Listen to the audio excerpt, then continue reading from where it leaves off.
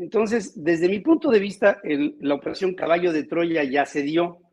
El hecho de que entrara el caballo de Troya al Instituto Nacional Electoral, se bajaran de la panza, ahí algunos legionarios que trataran desde la Cuarta Transformación de hacerle y darle un sello al Instituto Nacional Electoral, pues creo que es un propósito más que manifiesto, más que abierto. Creo que mucho de mi respuesta tiene que ver con lo que nos diga Arturo. La semana pasada, cuando hacíamos en este programa el planteamiento de qué tendríamos que hablar al siguiente programa, le sugeríamos a Carlos que siguiéramos hablando del Instituto Nacional Electoral, ya que pues vendría todo lo que acabó siendo el nombramiento de estos 4 consejeros que salen y 4 consejeros que entran, con la primera ocasión en la que una mujer es presidente del Consejo Electoral y abiertamente con ligas con la Cuarta Transformación. Ahora, desde mi punto de vista, el INE ya no es el mismo. Y el INE ya no es el mismo por varias razones. Una de ellas muy sintomática es por la salida de Edmundo Jacobo como secretario general de esa institución, aduciendo que pues, él no ve que haya condiciones en el Instituto Nacional Electoral como para que él siguiera adelante. Entonces, desde mi punto de vista, la operación Caballo de Troya ya se dio. El hecho de que entrara el caballo de Troya al Instituto Nacional Electoral, se bajaran de la panza, ahí algunos legionarios que trataran desde la Cuarta Transformación de hacerle y darle un sello al Instituto Nacional Electoral, pues creo que es un propósito más que manifiesto, más que abierto. Veo que la conformación de los 11 consejeros ya hay un tinte muy morenista en la mayoría, no, en algunos de ellos que podrían marcar mayoría. Entonces, yo creo que aquí tendríamos que ver con gran objetividad, con mucho equilibrio, el que analicemos a partir de mañana, el día 4, en la que toman posesión los que ya fueron nombrados, y qué tipo de tono va a adoptar el Consejo General de este instituto, que desde mi perspectiva ya tiene un sesgo, y este sesgo a mí me preocupa muchísimo. Yo creo que Arturo tiene muchas cosas que contarnos, mi querido Pepe. Pues estoy de acuerdo, pero sí creo que al menos debemos de darles el beneficio de la duda, porque calificar a priori cuando todavía no tenemos la facultad, no tenemos la experiencia, no ha ocurrido todavía nada que nos haga tomar alguna determinación, pero se trata de Guadalupe Tadei Zavala, que es comisionada presidenta del Instituto de Sonora en Transparencia y que también ya fue consejera electoral. Ella es la nueva presidenta del INE. Jorge Montaño Ventura, fiscal de delitos electorales de Tabasco. Tabasco pues ya nos hace prejuzgar, Pedro, es cierto. Rita Abel López Vences, exconsejera electoral de Oaxaca, y Arturo Castro Loza, exconsejero electoral de Jalisco. Arturo. Buenos días antes a todos, Pedro. Buenos días. Buenos días. Qué gusto. Buenos días. Hola. A ver, gusto verte. Igualmente, a mí me gustaría empezar por un poco el proceso de designación. Creo que de entrada una de las cosas que yo destaco como positivas, viendo lo que había, es que las 4 personas que fueron designadas tienen experiencia y conocimiento en la materia, ¿no? Claro. Digo, hay que decirlo porque a mí la verdad me daba mucho temor que Berta Luján fuera a ser la presidenta cuando, vamos, más allá de sus cercanías o no, que eso lo podemos discutir después, ni siquiera conocía la materia. Ella misma en su entrevista lo dijo, pues yo soy abogada penal y administrativa.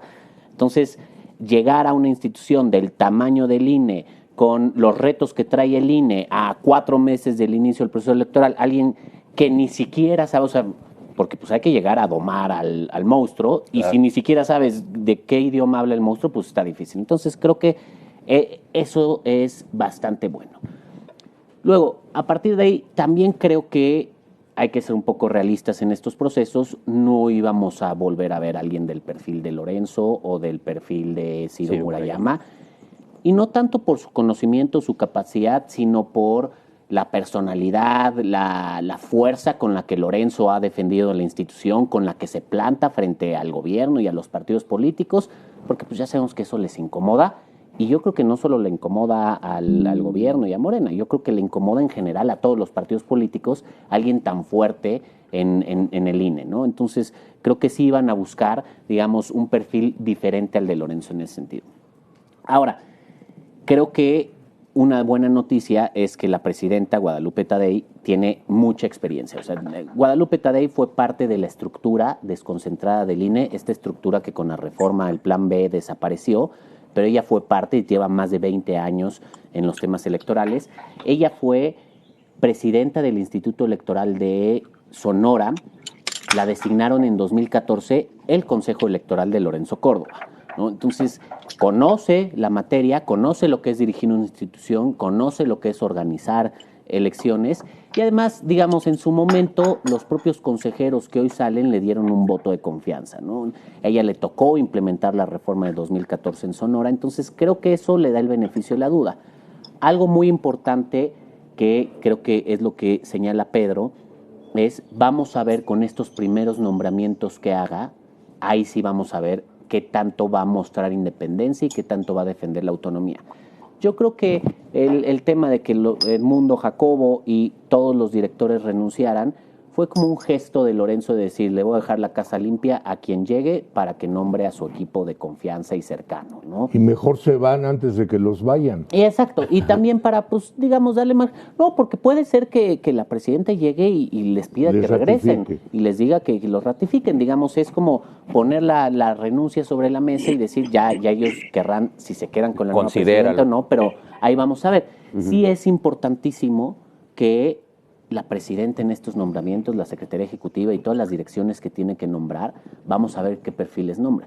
Yo me acuerdo, por ejemplo, en la reforma de 2014, que justamente cuando Lorenzo fue presidente, inmediatamente lo primero que hizo fue ratificar a Edmundo Jacobo y nombrarlo por un nuevo periodo, porque parte en los acuerdos, y no es la primera vez que se hace, también juegan los partidos políticos con la Secretaría Ejecutiva y siempre quieren imponer un secretario. Y en ese entonces se rumoraba que a Lorenzo Córdoba le querían imponer a Santiago Nieto como secretario, y Lorenzo dijo no, o sea, la Secretaría tiene que ser alguien de mi total confianza, y Edmundo Jacobo es esa persona.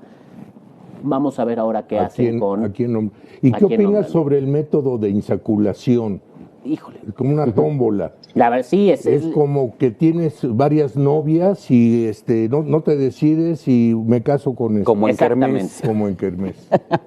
Fue totalmente una rifa. Sí. A mí en lo personal no me gusta, a mí se me hace que los partidos están renunciando a la labor que tienen. Hoy en día el PAN dice que va a impugnar y demás, pues ellos consintieron este esquema de nombramiento y lo consintieron desde que se nombró el Comité Técnico de Evaluación, porque se abstuvieron de votar, no buscaron hacerle oposición frente a Morena, y ahora en esta, pues yo creo que renunciaron a buscar los mejores perfiles. A ver, de los otros consejeros, a mí me parece que Rita y Arturo Castillo son muy buenos, los conozco personalmente, han sido compañeros míos y son gente muy seria. Rita es una defensora, activista por los derechos de la mujer, es oaxaqueña, por los derechos de las minorías, creo que es muy buena. Arturo Castillo es un especialista, sobre todo en temas de comunicación. A él le tocó en el INE, cuando estaba en el INE, implementar toda la reforma al modelo de comunicación en 2007, y además es también especialista en temas de justicia electoral, lleva varios años en el Tribunal Electoral, no estaba en el Tribunal Electoral aquí en la Ciudad de México. Y yo creo que eso lo hace, digamos, son sólidamente muy buenos. Hay que ver si tiene... ¿Era asistente de José Luis Vargas? Trabajaba en la ponencia de José Luis Vargas. Pues sí, como digamos muchos, a mí me parece que eso no te genera un vínculo necesariamente con el magistrado, porque antes estuvo en algunas otras ponencias, ¿no? Estuvo con Mari Carmen Alanís en su momento y estuvo con otros magistrados. Lo han entrevistado y podemos agregar que es simpático. La verdad es que sí. Tiene una sonrisa muy agradable. Es muy agradable. Sí. Es muy agradable. Sí. Es buen amigo, sí. El tocayo, así nos decimos. Yo creo que él es muy bueno. Total, si estás de acuerdo en que se les dé el beneficio de la duda. Yo creo que hay que darles el beneficio de la duda. Creo que me parece que el consejero Montaño, él es el que sí viene Bueno, de Tabasco. es tabasqueño, él fue consejero electoral. Él tiene ahí algunas cuestiones. Cuando justo fue consejero electoral lo impugnaron y el tribunal la primera vez no lo dejó ser consejero electoral porque había ahí algunas cuestiones de denuncias y demás. Fueron hace ya algunos años. Vamos a ver cómo se desempeña ahora. Pero a ver, Pero sí inspira, yo lo escuché y sí me inspira confianza. A ver, es otra persona que también conoce mucho la materia y lleva muchos años en esto. Por eso te digo, por eso empecé diciéndoles que creo que lo positivo es que los cuatro llevan muchos años. Sí, o sea, por en experiencia y conocimiento no hay problema. El tema sería entonces la simpatía morenista, digamos, ¿no? Y porque eso ya se ve en el ejercicio del cargo. Seguro tú debes tener el dato más claro, pero Guadalupe Tadei en algún momento tuvo ahí un conflicto que incluso el PAN entró ahí como en roces con ella por un tema de darle como preferencia a Morena hace no mucho, cuando estaba en Sonora precisamente, ¿no? Justamente sobre lo que estás diciendo, están impugnando a Guadalupe Tadei en el sentido de que tiene una cédula profesional falsa. Cierto, ese es el otro tema. Hay un reportaje, o hay modo de mostrarlo gráficamente, ¿verdad? El de Guadalupe Tadei.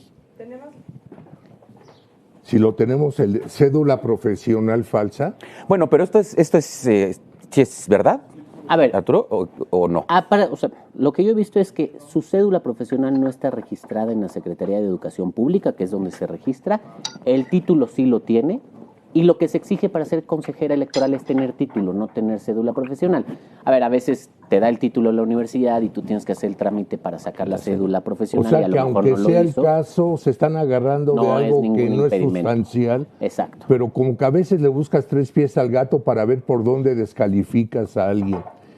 Yo creo que también yo creo que es un poco parte de eso. Yo insisto, hay que ver cómo se van a desempeñar. Estos primeros nombramientos van a ser muy importantes. ¿No se acuerdan? Uno de los consejeros que sale, José Roberto Ruiz Aldaña, él también lo nombraron desde 2014, llegó junto con Lorenzo y Ciro y Adriana Favela y demás, y él empezó siendo muy pro Morena.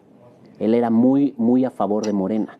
Y en el camino se desencantó, no sé qué pasó, y terminó siendo muy crítico. Pero al principio él era muy pro Morena y él era uno de los mayores disidentes o opositores de Lorenzo dentro del propio Consejo General. Hay que ser más cuidadoso antes de impugnar.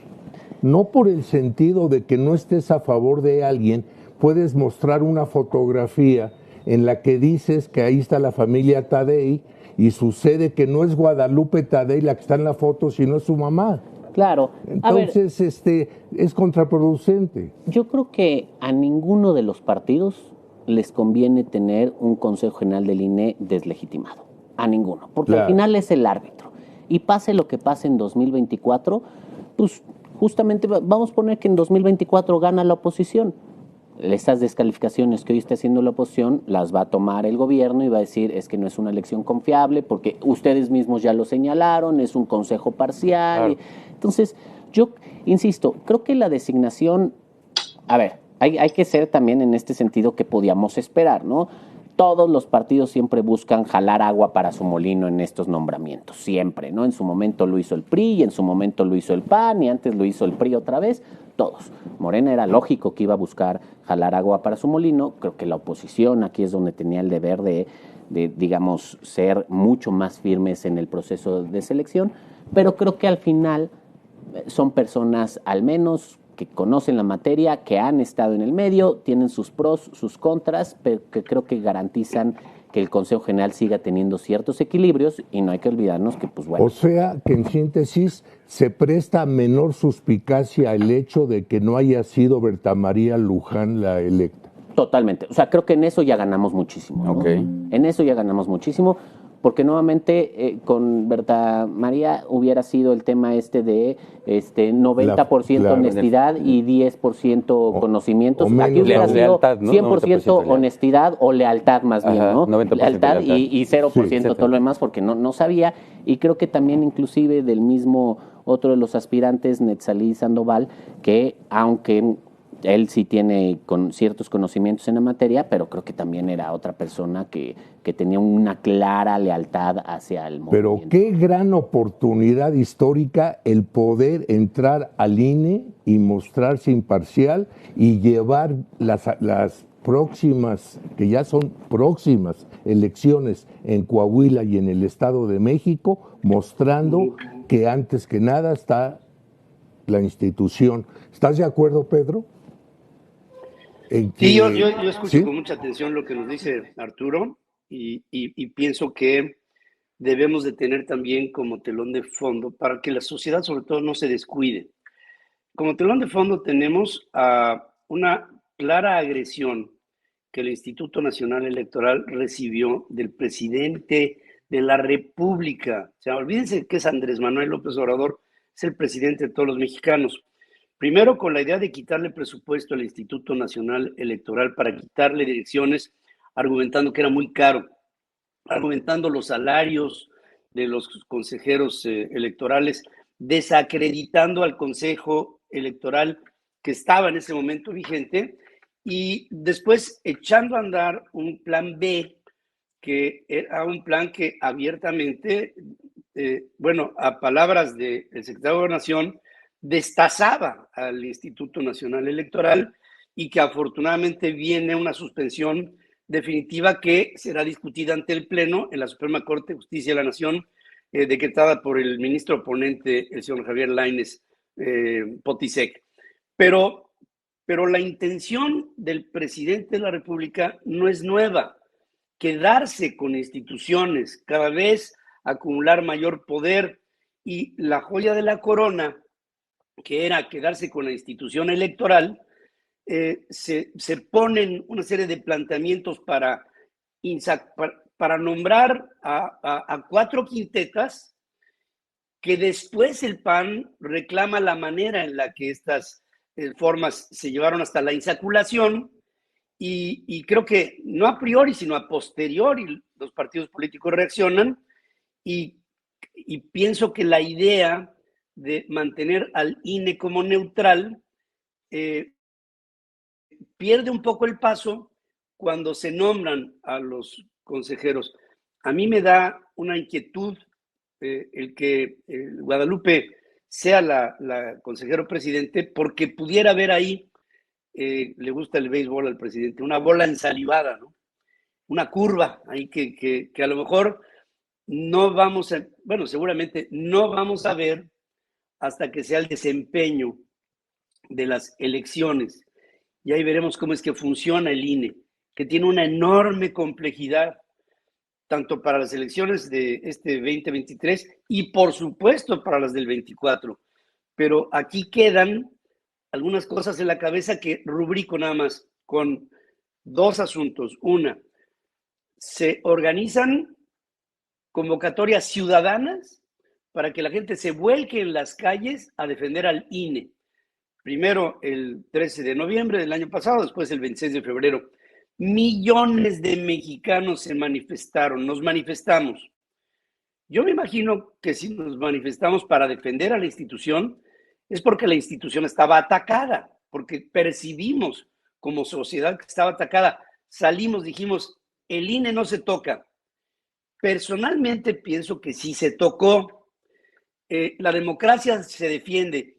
Personalmente pienso que la democracia ha sido golpeada y nuestras libertades, yo espero, como todos los mexicanos esperamos, que no haya un INE con sesgos, pero creo que la mula no era arisca, sino que las patas lo hicieron, y hoy me permito lanzar estos cuestionamientos porque no me queda claro ni estoy tranquilo con el INE que se ha conformado. Sé que no podremos, esto es como las boleadas, ¿no?